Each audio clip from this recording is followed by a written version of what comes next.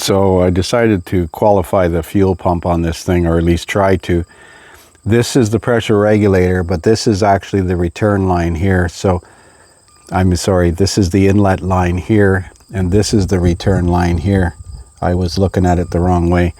So I put a couple of homemade fittings in there and a teed pressure gauge in there, and I've already had it, the key on.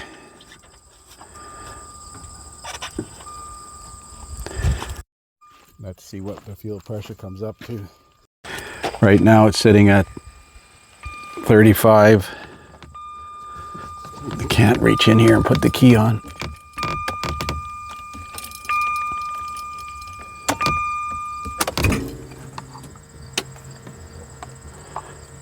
So about 45 psi. I'm going to pull that fuel pump fuse.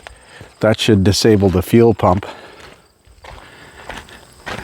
And then crank it and see if the fuel pressure drops, indicating that the fuel injectors are actually delivering fuel. The fuel pump fuse is this one here, the fourth one from the bottom, 25 amps. That was blown before. So theoretically now the fuel pressure should drop if the injectors deliver fuel. It just bothers me that I couldn't smell anything.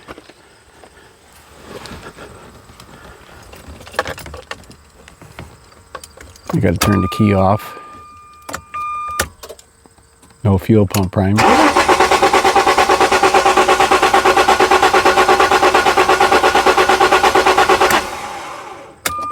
Well, it did drop, so the fuel injectors are spraying fuel. I imagine the plugs will be followed. So I installed a ignition control module for a 97 Chevy Vortec 350. They used them all the way up to 2007 on the 4.3s in the GMC Sierra.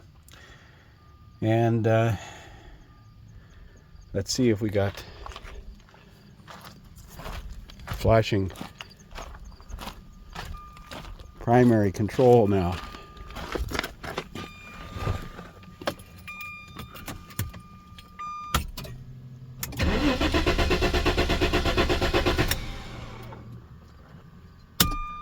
And I think we got spark too, but it's pretty weak.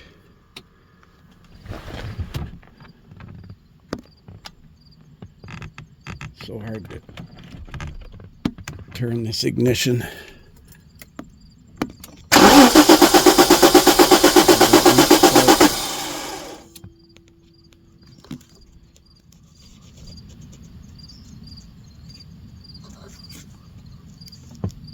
Where's the spark tester? Right there.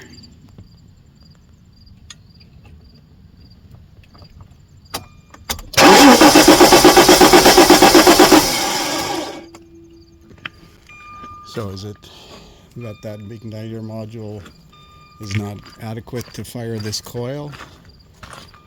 Got to remember this was an E-core coil that module was designed to fire, not a higher resistance I-core coil like this.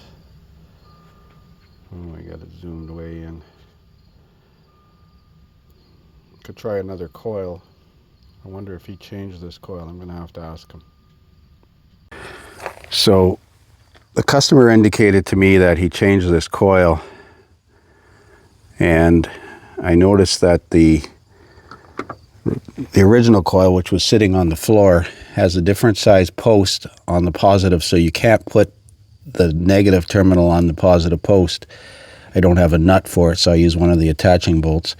Now the capacitor he had on the positive terminal, I'm pretty sure that goes on the ground, but I'm going to double check.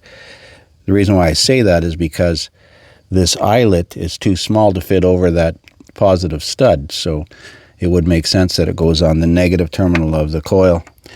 I'm going to try it with this other coil and see if I got decent spark with this Vortec module.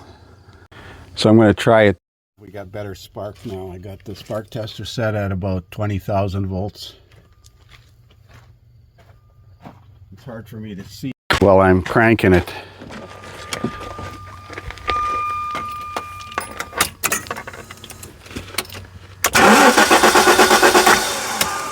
I can hear it jumping.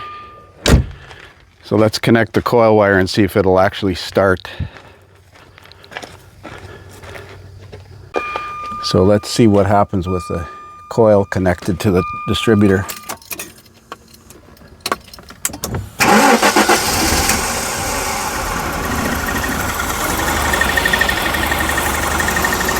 Isn't that special?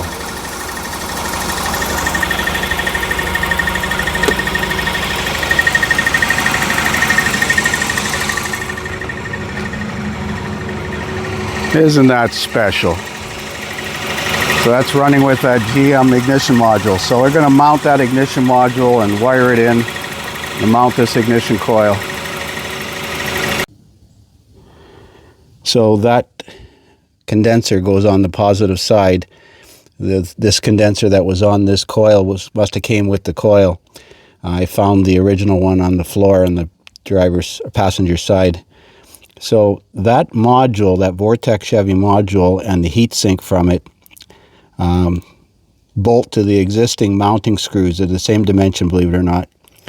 So all I've got to do now is connect this. I got to double check the wiring here, but these 3 wires to these 3 wires. So this wire here is the trigger wire that goes to the ignition coil control circuit to the transistor. This wire here is ignition power, and this wire here is coil control, the negative side of the coil. So it's getting dark outside, so I'm going to finish this tomorrow, but we already heard it run, so that's a good sign. So there's the wires spliced, soldered and spliced and heat shrunk. I'll put a picture at the end of the wiring, but for this module, you just need the 3 wires. Now I did cut them off long enough that if I need to splice that back on, I've got enough wire to splice it back together again.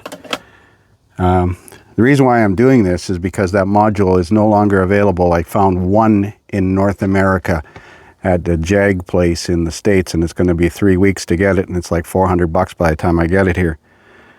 But let's see if this works.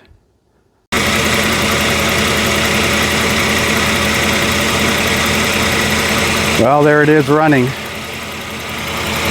I'm going to let it run tomorrow and see how hot that module gets. But that looks like a pretty good install. And if your ignition module fails again, he just has to go buy a Vortec Chevy one. I'll put a link to the part number of the module. Now, I did steal the heat sink off the bracket and put dielectric grease underneath the module and the bracket.